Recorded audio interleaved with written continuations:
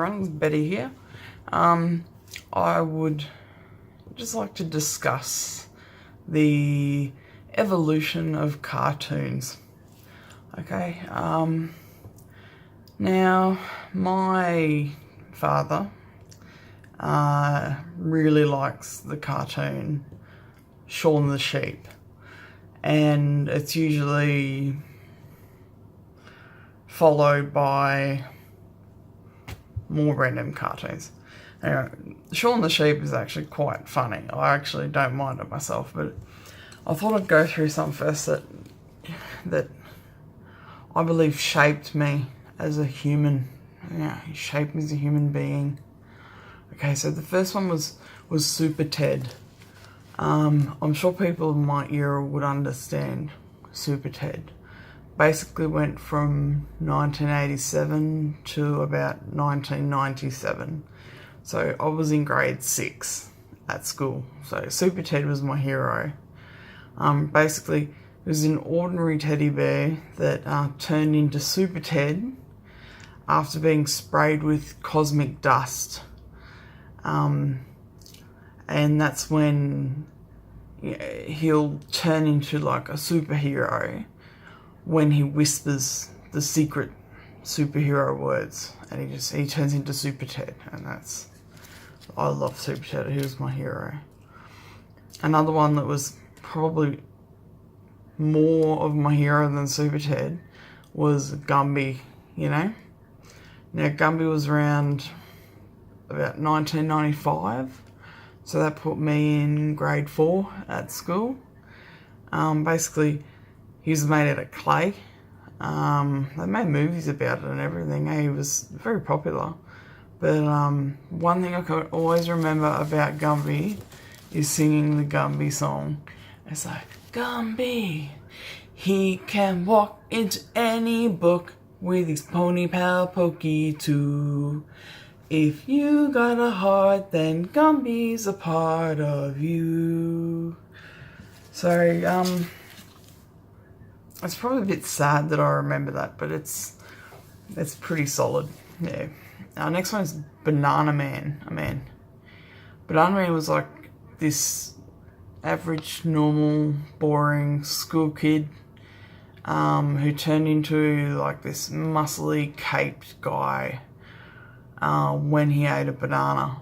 So I guess what they were trying to tell kids at the time was that, you can be Banana Man if you eat your bananas. So get into those bananas and you will become Superwoman or Man. Basically that was 83 to 86 I saw, which throws me off because I was born in 86, so they must have had reruns. Yeah. Okay, Rugrats. Okay, who can forget Rugrats? I mean, it's a group of toddlers that go on amazing adventures in their day-to-day lives, You've got Tommy and Chucky and Phil and Lil, the twins. And you've got Angelica. And, Rugrats started around 91, so it's one of those early ones for me, but I do remember it quite clearly. Rocko's Modern Life. Okay, this was basically about an Aussie immigrant wallaby who lived in a place called O-Town. It's probably around 1993. Yeah, so I was... Yeah, they had to take it off the air though, because apparently it was too much adult humour and innuendos, which, I never picked up on as a kid. I thought it was cool, talking wallaby, living in a place called O-Town. So it's obviously something the adults picked up on and kind of went, oh shit, kind of the kids learning this. Too late. There's also Sailor Moon. Now, Sailor Moon got pretty big. I think it's like an anime kind of thing. It started in Japan, and I think it kind of moved to Australia in like 1991. I've got, but I mean I remember it quite well. So it's obviously kind of gone on a bit longer than 1991. So basically, it's about this normal teenager that turns into Sailor Moon, which is like a superwoman kind of thing, after she talks to the magical cat. And her purpose is to search for a magical artifact and fight against villains to save the solar system. Now, I don't know about you, but yeah, to come up with something like that, talk to your magic cat, and they must have been on drugs. Yeah? In fact, when you really think about it, most kids' cartoons, they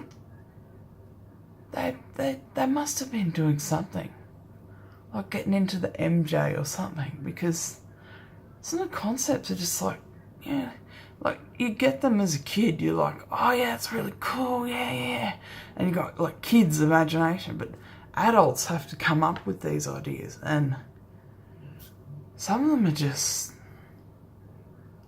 really bizarre. So I reckon there's definitely a bit of MJ in there somewhere with some of these ones. Sailor Moon sounds like there's MJ in there. I thought I'd look at like some of the cartoons that they've got around today, and look, I won't lie, I occasionally watch cartoons just because I'm bored. Yeah, usually because I'm bored. And they've changed so much from when I was a kid. Like when I was a kid, it was, I don't know, there was. It just feels like they're tiptoeing around with cartoons these days. Like they can't be, they have to be politically correct. They have to be, in line with sexual preferences. They can't show, males being more powerful than females, or males getting with males or getting with females, or it has to all be politically correct. And I find that really sad, because the cartoons I grew up with, I mean, that stuff, it shouldn't matter when you're a kid,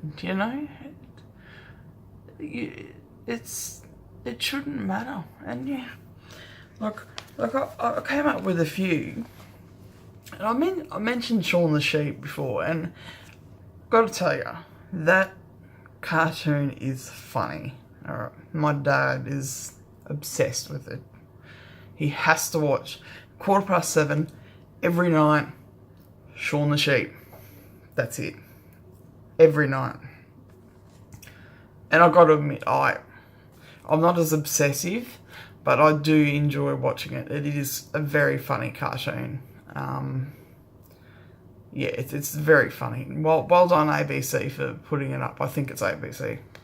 Anyway, but I mean, you look at some of the ones they've got now. Like we've got Dora the Explorer, Play School. Or we had Play School in my day, but it's changed a lot.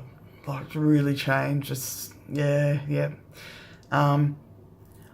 There's one I found, and it's called The Cat in the Hat Knows a Lot About That. I'm curious to know what that is, you know? I mean, yeah, we've all heard of the Cat in the Hat, but this is the Cat in the Hat knows a lot about that. It certainly leaves the imagination open. I mean, I'm sure it'd be completely innocent because it's a children's cartoon show, but as an adult looking at that, my mind wanders. Okay. There's one called Curious George. I don't know what he's curious about. Once again, it could be the whole, what do you call it? The brain fart.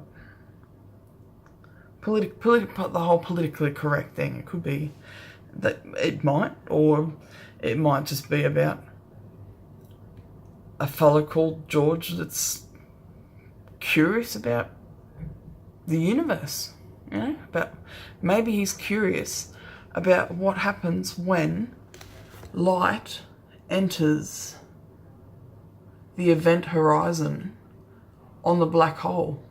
You know, like it's said to slow down. That's what they've discovered anyway. But you know, maybe that's what he's curious about. Maybe he's curious about black holes. Maybe. Giggle and Hoot. Okay. Yeah. I have watched this one, I'm ashamed to say. And as an adult, I felt left out. Very left out. How can we forget Peppa Pig? Peppa Pig is everywhere. Everybody loves Peppa Pig. I've never even seen it, but I can't stop hearing about it though, and it's very frustrating. I don't want to hear about Peppa Pig.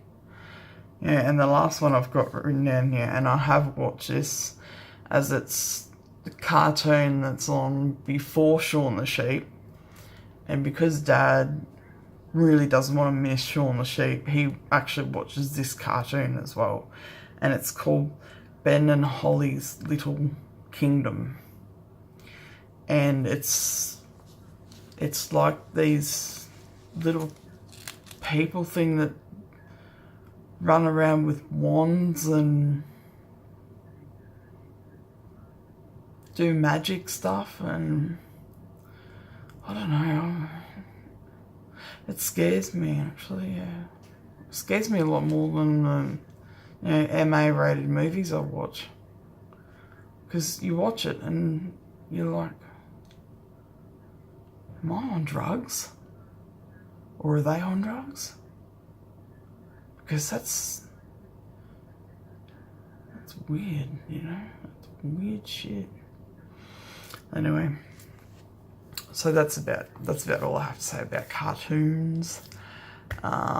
Personally, I think the older cartoons are the better cartoons, but that's probably because I was a kid when I was watching them. I'm sure if I was a kid these days watching these cartoons, I would love them too. But as an adult watching these cartoons, I am both a little bit frightened and a little bit disturbed by some of the content. But one thing that's definitely changed is the political correctness. Like, you can't put a word out of place these days at all. Whereas when I was watching cartoons, there